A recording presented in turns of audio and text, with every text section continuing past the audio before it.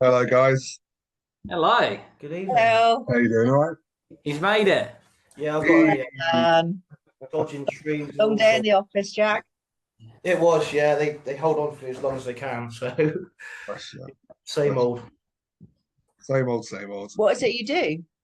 I work for them, Kinetic. Oh, yeah. Oh, Sponsorship, innit? Yeah. So just a bit of branding. um, no, I work at Boscombe Down in Amesbury, for the MOD. So if we'd yeah. known, you could have just come here because we're only in Darrington. Oh yeah. You could have right. popped in. I could come You could over have the, sat between them and had a little chat with me I over could have been here. there right now. I could come over the hill. Sadly, we have this little thing between us. Oh, cute. Where's our one? Our one's run away. It's a big one. Yeah, he's hidden. Have you got your work jump on as well then, Scott? Oh, I have, yeah. This is an old jumper, but yeah, it's because it's not very nice outside, so I thought just chuck on a load of Sunday clothes, I guess. So essentially, you've got the single coming out Friday. So we thought we'd just do a kind of an overview of you, talk about your music, influences. You get to talk about the single as well, and then obviously we'll play it as well on the show, Yeah, that'd be right. introducing it, and just just to build up that. And then what we'll do is we'll use some of the interview on our show, and then we'll pass it to Kev Lawrence and Michael Mullins as well to get them to use it on their show next week as well. So they can banging. have some of the interview, play some of it, and then play the song afterwards as well, just to try and get you plenty of circulation on their shows as well as ours. No, I appreciate that. Yeah, Thank appreciate you. it. Excellent. Will Okay. we be able to play it on Wednesday or do we have to wait till next week? That's a good question. That is a good question. I don't see any problems with it. Do you think You could play it early if you want to. Yeah. I mean, we're not. Yeah, you could have it early. We'll send you the files. we're And not then you under a could, contract, not to shoot us. Yeah. So we do what we want, which is great. So yeah, we'll ping it over and you can have a listen. Fantastic. Well, I've heard the clip that you put out on your video and it sounds amazing. Oh, It thanks. does sound slightly more gritty than your previous stuff. Is that Yeah. true? Yeah, I think this time around, I mean, when we first started, we were kind of just finding our feet, I think, especially when it came to writing. I mean, Yeah. before Jack came in, it was kind of just me writing, and I'm very riff driven. And then Jack come on board, and he's quite traditional in the way that he has the chords and the lyrics and the melodies and builds a song from that, which has kind of helped us as a band evolve as well. And I think our sound's gotten a lot bigger with that, as opposed to just here's a riff, let's work around the riff, instead of how Jack writes now, or how we write together. Yeah, How does that work? Oh, sorry. No. I was just gonna say, like what you're about to say there. We kind of help each other out. That's kind of how it works.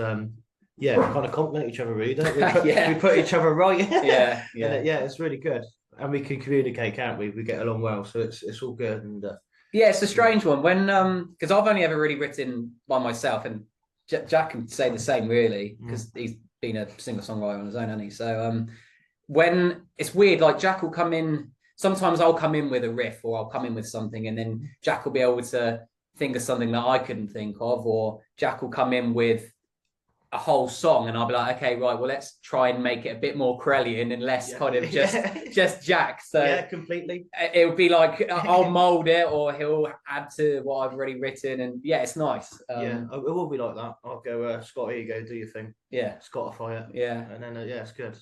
Yeah, it works. How have you enjoyed that, Jack? Because obviously we've seen you performing as a solo act. You kind of made a name for yourself in that respect. How have you enjoyed the writing experience as a band? It's definitely, first thing I say, it's definitely improved it. My songwriting, it's definitely improved it massively.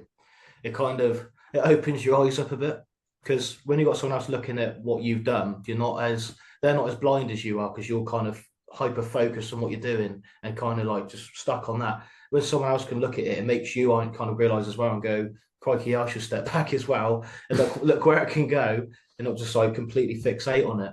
But also, yeah, it's great to write someone else. It helps you so much. Yeah. And it's nice in a band. Whereas before I was writing like stuff you play by yourself on acoustic guitar. So it's developed my songwriting massively because now it's, I can do more band driven stuff. Yeah, writing different parts. And Yeah, stuff like and it's that. just more enjoyable doing it with other people and hearing something come out of a band rather than just you and your acoustic guitar. It's great, yeah, love it. I love it. Yeah, I mean, when you've got two big songwriters that are already got their own flow and their own way of creating a song, for you two to be able to communicate and actually then create something that's bigger, arguably, than both of you can individually do. Yeah, That's why the music's so great. Yeah. That's the point. We were discussing this the other day, actually. We're like, it's so strange how it's nice to have, like you said, two songwriters in a band instead of just relying on that one person all the time. And it's nice that we don't argue when we're writing, or if we don't like something, we'll voice our opinions, but we'd give, constructive criticism, or we'd be like, instead of that, do this. And I think that helps in a lot of ways instead of just kind of constant negativity, whether that's by yourself or if you were writing by yourself and then presenting it, and then people be like, don't like that, but I don't know how to change it. So it doesn't really help anyone in that scenario. Yeah, it's all about compromising, isn't it, mate, and helping each other. And it does work well. It's great. And there's obviously a level of respect between the two of you as well, where you respect each other's opinion, which is what makes you two work so well together. No, I know that he knows what he's on about. Yeah, and he's great. Yeah, it does work. Cool. How does that then bleed out into the rest of the band? Because obviously the drummer, I'm imagining, is probably going to have his own opinion, and the other guitarist is going to have his opinion as well on it. How does that then bleed out to the other members? Yeah, I mean, it depends on how much of the song we've already written. Sometimes we'll go in and we'll be like, okay, we've got a whole song. We've got your parts written down. Feel free to kind of tweak them, and they can, they can tweak them as they like. But sometimes we might go in and we'll be like, we know what we want, but we don't know exactly what we want. Yeah. And you try and hum or sing something, and then they can kind of adapt from there and create their parts that way. But I think that's the best way that we've found to try and complete the song. Definitely on the topic of drums. If you're just sat in your room writing that sort of thing, you never really nail down what drums you really want. I don't know. I get that from experience anyway. So it's nice to have a drummer there just alone, just to go, right, what do you think of this? And they'll give you a beat and you're like, right, that's great. And that sometimes changes the entire song. Yeah, it can change a lot, and it can take it other ways. Same with like lead guitar as well. If you don't want to write a solo and you want to leave that to your guitarist, they can write that, and then it's then again another twist in the song. So it does work really well like that. If you just give them a lot of freedom and just let them do what they want, then technically then they're writing their own bit, and everyone's got their own bit on the song then. So this is your third release. Yes. Following She Don't Take Kindly to That, to Others, and Creatures. And I've got to say, so we've played both of them on the show. They are what we would term, right, we're off our seats. We're up.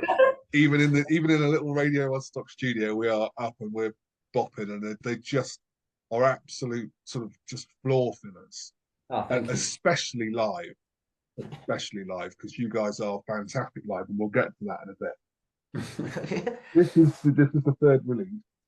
Yeah, we know you were in the studio kind of October-ish last year, so I'm presuming that now we're starting to see the fruits of that time. I mean, you don't have to go into too much detail because obviously you've got stuff coming down the line which is going to be amazing. But are we seeing kind of like this is the first of something new from us, which is going to just point people off in a different direction to where you've been before? Yeah, I mean, if you've got something to go for it, yeah. I was just going to say, like on the songwriting as well, I think the first two singles obviously are pretty much fully written by you. They're your songs, I would say. Yeah, I think that's when we were saying how it was very riff driven because it was more or less just me writing. And I think this EP is very much, now Jack's come in, has just expanded that sound, and it's It's a new sound, I would say, but It is, but it's still us. yeah, it's still like you could still tell it's us. Yeah, we could. When we heard the clip, we saw it on social media. Immediately, we were, whoa, okay. You could turn away and know that it was you guys because it's Yeah, got your stamp on it. I mean, your vocal is you know it's you. Yeah, you know it's you. But the sound and the vibe, the feel, straight away, we were like, whoa, this is new. This is a really, really good avenue that you guys have taken. Have you played any of the songs that you're going to be releasing a little bit down the road? Have you played them live before? And what kind of reaction have you got? Yeah, we kind of started drip feeding them at the tail end of last year, didn't we? yeah. And we had very good responses, and exactly the same as what you just said. People would come up to us and be like, Yeah. wow, those last two songs of the set, or like, we haven't heard those before, they're different, but we absolutely love that kind of big sound, and we'd love to hear more of that. So I think we've It is, people like come up to you and go, well, when's that one coming out? That sort of thing. Or that's your new favourite. And that's exactly what you want to hear. It's just perfect. Yes, it is great. And the more we play them, the more people get used to them. I just can't wait for them to come out, to be honest. Yeah, I'm buzzing. Yeah. We're buzzing too, not gonna lie to you. Thank you. I have to ask, so I'm kind of almost taking a back step in terms of your journey. So originally, when you came up with the name Corellian, Yeah. why Corellian? Do you know, I can't actually remember how it happened. I think I kind of do. We went round in circles with a lot of band names, and It's a bit of a geek moment, really, isn't it? well, it is. Yeah, it is a geeky moment. So I think every member, we all like Star Wars, and we all like quite passionate about things. Yeah, there you are. My book. There you go. Yeah, great. The dog I've just shown you, her name is Leia. Is it? Oh, really? Oh, great. Love it. Love it. So yeah, I mean, as you probably know, then Star Wars fans, it's Han Solo's ethnicity, Yeah. isn't it? Really, I think that's the best way to put it.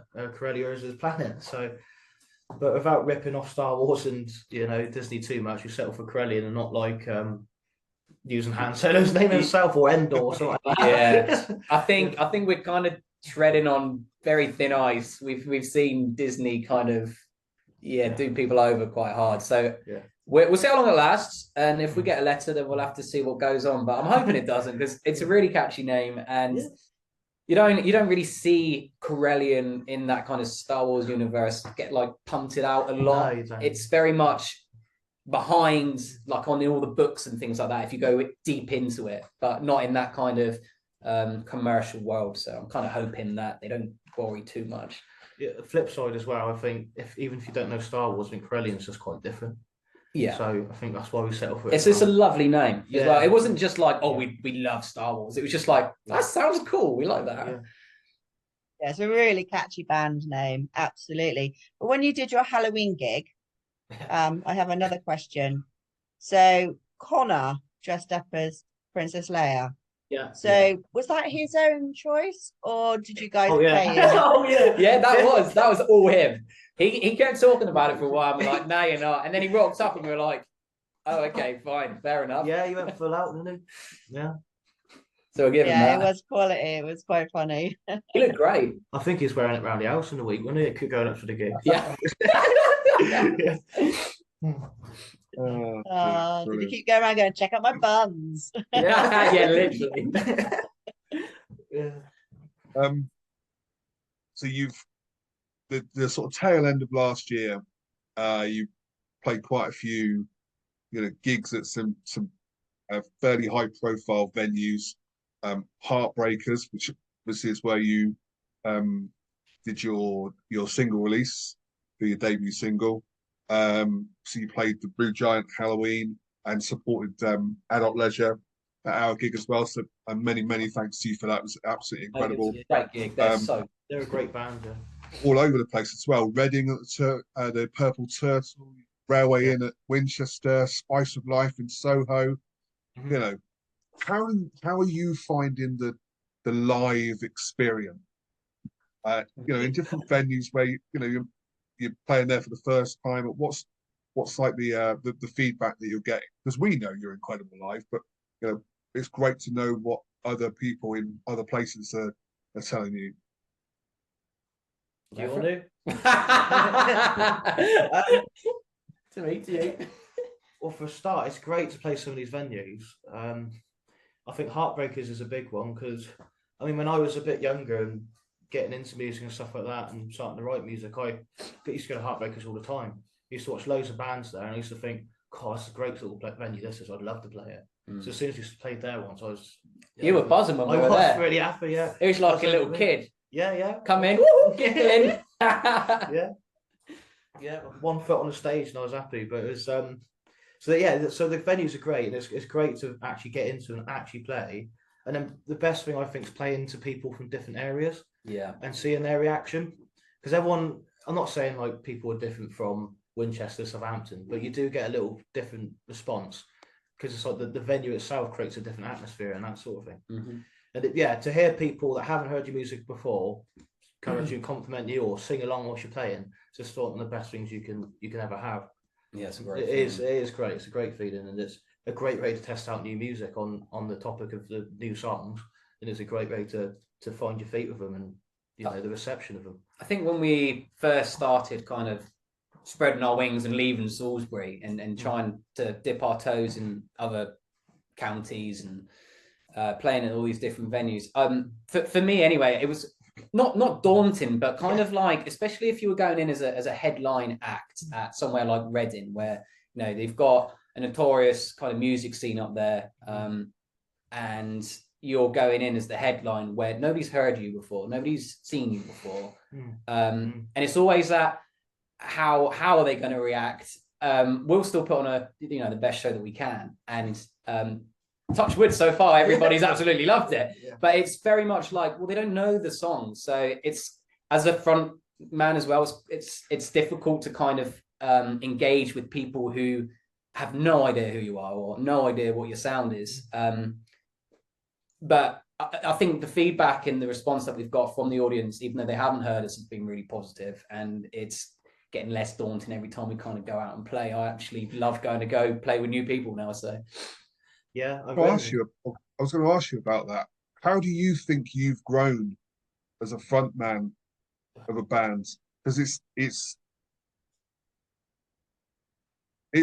one of the scariest kind of roles. I mean, Jack knows from just doing it solo.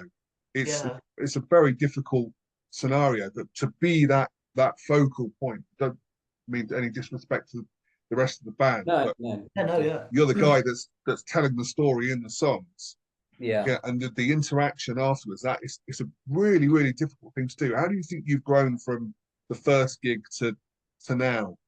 Yeah, it's funny you actually mentioned that, because I was looking at some of our earlier stuff, like a couple of months in from when we started to play, and we were awful. We were bad. We were looking at it, we were like, what the hell were we doing? But we enjoyed it. We carried on, and it's nice to see, or it's nice for us to be able to see that we've progressed so much. Because I mean, some bands kind of get in this circle where, or they just get stuck in the mud where they don't evolve, or they can't differentiate, where they are now from where they were a couple of years ago. And it's really nice to see how far we've come and how confident we've become. And it's a really nice feeling. It means that we're doing something right, I guess. So tell us about the new single. Or you, Jack. I'm gonna let you do this one. Yeah. Well, I think I'll start by how it was kind of written, how it come about. So I think, Scott, you had the start of some. I think we're just sat there. Chord progression, yeah. I think we're sat in rehearsals, and you had this chord progression. It kind of was quite a nice, like, diminished sort of sequence of chords, and it was a chord. It's a weird chord progression. Yeah. It's a chord sequence which keeps stepping down, but it sounds quite nice. It's quite it vamps itself up. That was how it come about, and then obviously it went from there. We had I think we went through about 3 or 4 versions of the song, which are all completely different to each other. Yeah. And then I think it got to the point where we just completely changed it again, and then we thought, right, that's it. And then I think we had the main instrumentals for the song. Me and you sat down here. Yeah. We done the lyrics together and the melody, vocal melodies. So that was it really. And then so the music came first, and the lyrics came. Yeah. And then we were going round and round in circles with this kind of instrumental. Sorry to jump in, go ahead. That we had, and we kept going into rehearsals every time, and we just kept playing this descending chord progression, and it was like, oh, okay, that's it. That sounds great. It's fine. That's all we need to do. We'll just go round and round in circles. And we didn't really have a verse. We had no melody, but we absolutely loved the sound of this just descending thing. And we were like, well, we could just have this as a song. And I was very against the whole, I need a melody. Like I'm quite old fashioned. I need that, like, I need something. Yeah. And that's when you started writing the melody. I think it all came up. For the first thing I've done was for a melody, I tried to rip off Oasis. So that's the first thing we've done for a stepping stone. I thought, no, we better not do that. Yeah. And then it completely changed. Yeah, just give you that motivation to completely change it. Yeah. Yeah, and then it came about, and then the meaning of the song came about, didn't it? Really? Yeah. And the meaning is, it's kind of a deep one, but not that deep. It's kind of like deepest we've ever done. Probably the deepest we've ever done. But it's something that I think loads of people, all ages, all backgrounds can relate to.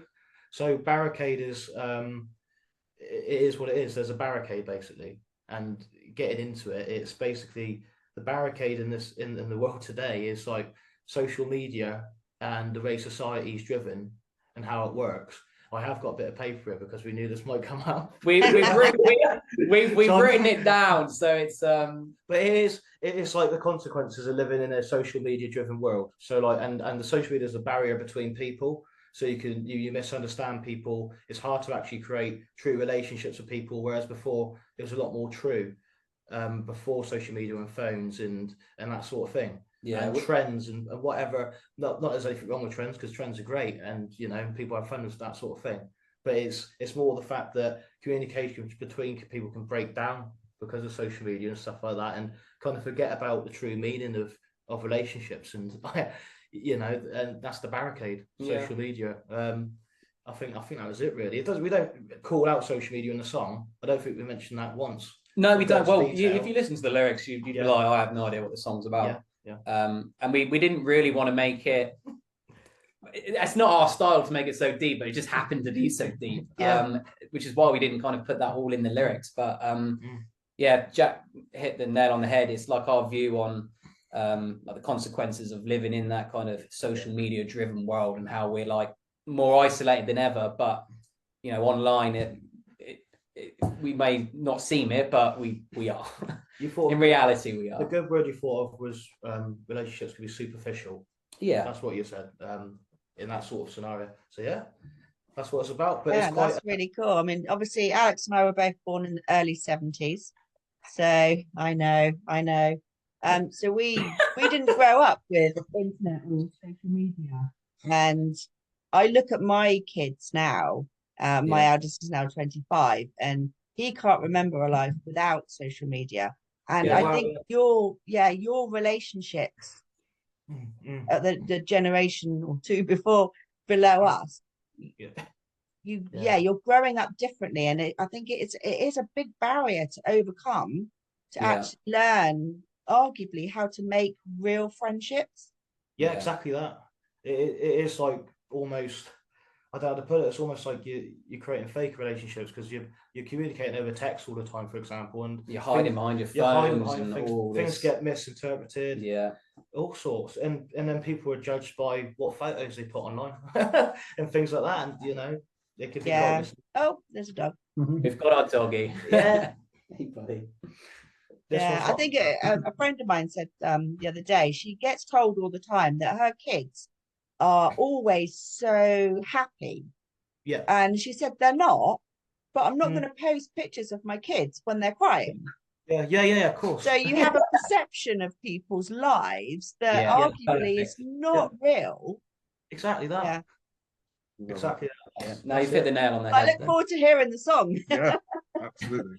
You probably think, gosh, this ain't about social media or anything. Yeah, but what about it? They've just chucked this in for the sake of putting a song together. Yeah. Have you got any gigs coming up? We do, yeah. We've Yes, we do. In short, not many. We are currently in a restructured kind of process at the moment. There's a lot going on behind the scenes that I'm going to talk about yet, but we will talk about. That's all right. That's cool. So we've got we've got the Beggars Bash thing coming up in March. At the art centre, yeah, which Colin asked us to do last year, didn't he? So yeah, Big Cole always gets some stuff, and we love Colin, so we jumped at the opportunity, and we haven't played Salisbury for a while, and then I think we're going back to Purple Turtle as well in Reading, March, in Reading, and I think we might be doing. We've been in contact with the one in Bournemouth. What's it? Cellar?